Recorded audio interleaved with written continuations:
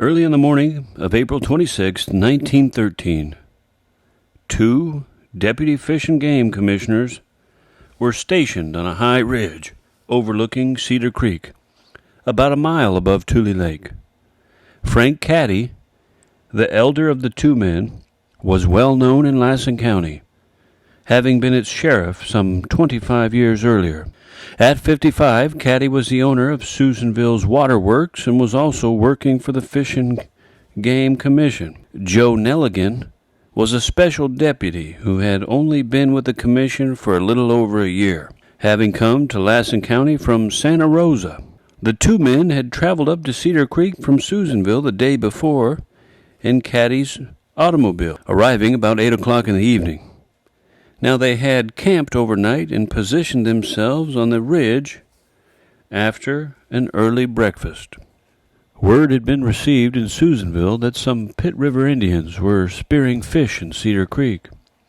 Not only was that illegal, but they had also been transferring the catch to Madeline in a cart and selling it, which was also illegal. Now Caddy and Nelligan were watching several groups of Indians fishing on the creek this particular morning. Most of them were spearing fish, and there was a couple of men who had a cart.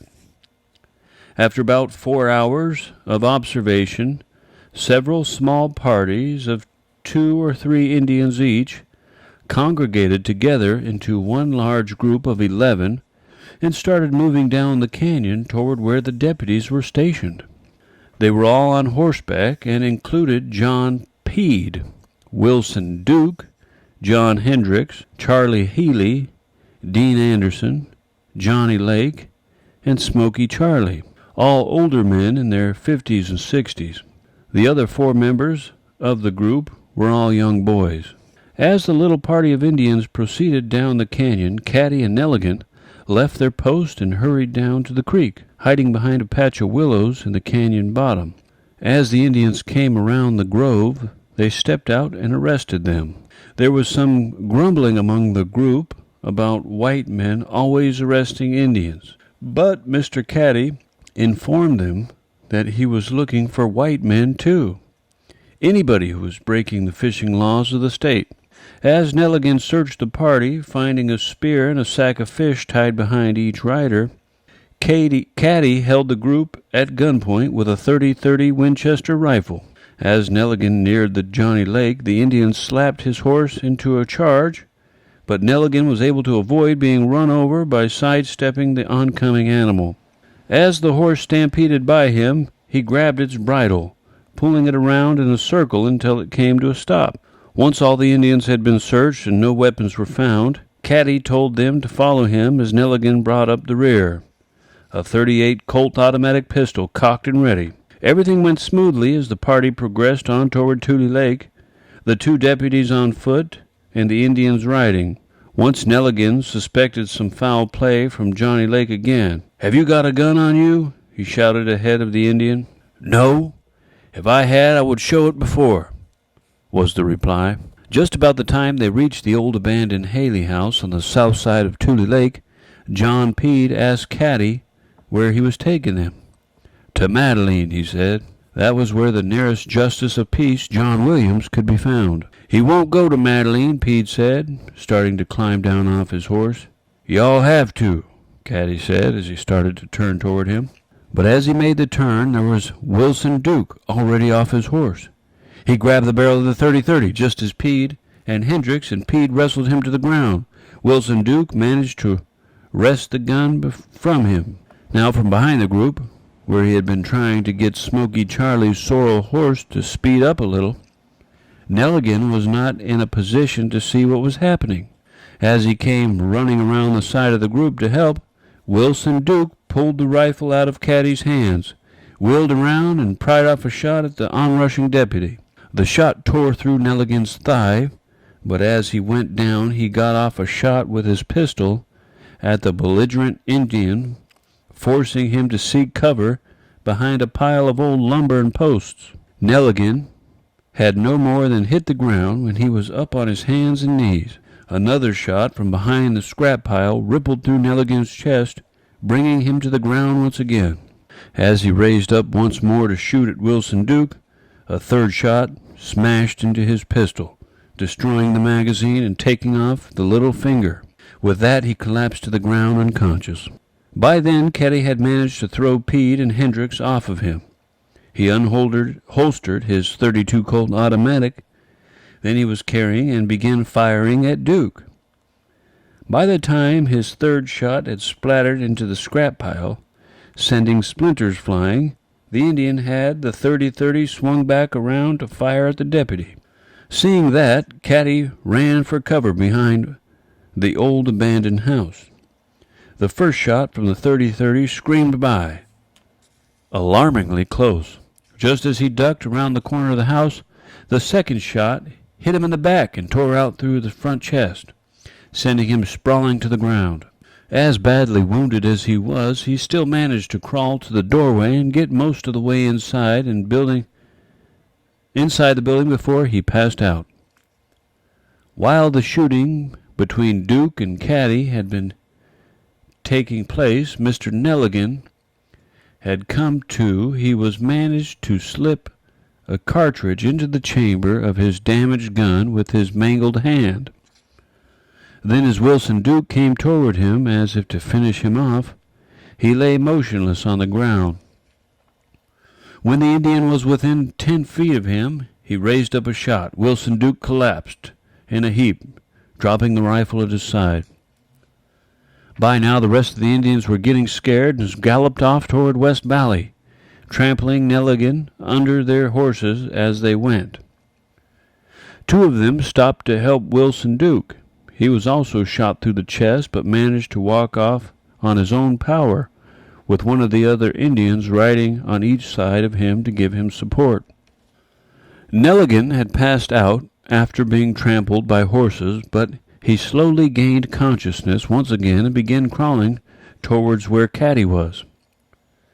After what seemed an eternity, he rounded the corner of the house and called out to his partner. Frank was conscious by then, but was in bad shape. His mouth seemed to be on fire, and he needed water badly. So Nelligan found a rusty can and some of the junk around the building and started off at a slow crawl to the lake a couple of 100 feet away.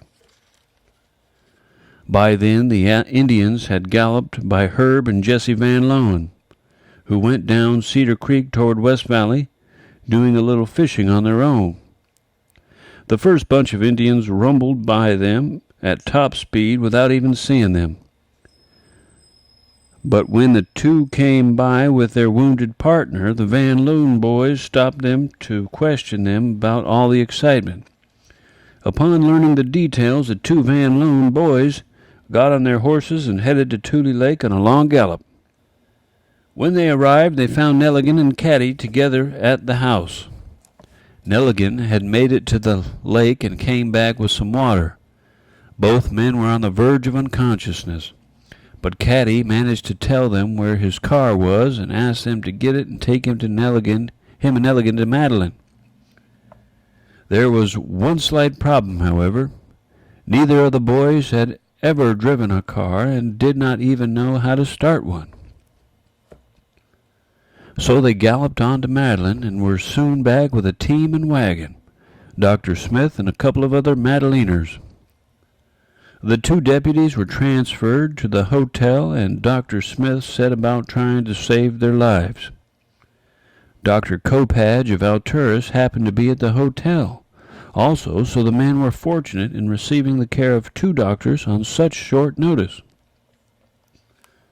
And the telegraph and telephone lines were buzzing. Dr. E.S. Drakes, Mrs. Ketty, and the Ketty's son Ned set out immediately from Susanville in the company of Sheriff Hunzinger and several other law officials. But they did not arrive until after 8 o'clock that evening. Now, before the law ever got there, things were beginning to take shape around Madeline. Willis Brockman had gotten in his caveata and had all of his buckaroos organized. All of the buckaroos of the Williams Ranch and at the Van Loan Ranch had been notified also, and everyone was ready to ride as a posse on the moment's notice. When the sheriff got there, however, he told everyone to wait until he could go talk to the Indians. Now, to everyone's surprise, he was back in a couple of hours with 6 handcuffed Indians. They had given themselves up voluntarily.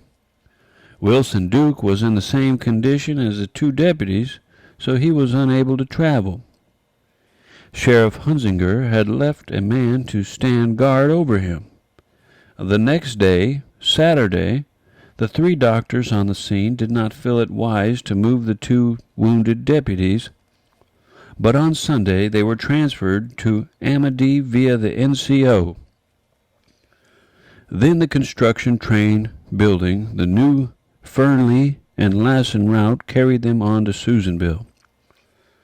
Eventually, both Caddy and Nelligan they pulled through, as did Wilson Duke.